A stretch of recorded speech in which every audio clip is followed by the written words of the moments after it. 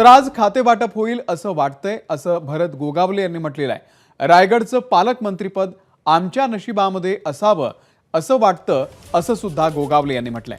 तिन्ही नेते जो निर्णय घेतील तो आम्हाला मान्य असेल, असंही भरत गोगावले यांनी म्हटलंय।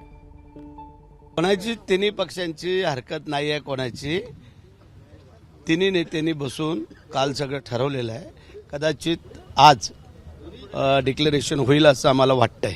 आत्ताच आम्ही मुख्यमंत्र्यांकडनं चहा पाणी नाश्ता करून आलेलो आहोत, त्याच्यामुळे आज होईल असं आम्हाला दिसतंय। शेवटी ते मुख्यमंत्री आहेत, ते ठरवतील आणि आमचे दोन्ही पक्ष दोन नेते असे तिघजण जे ठरवतील ते आम्हाला मान्य आहे। मग आज पालकमंत्री घोषित करतायत, मंत्रिपद घोषित करतायत, खातेवाटप हे आज कदाचित डिक्लेअर होईल असं आम्हाला वाटतंय। एबीपी माझा, उघडा डोळे बघा नीट।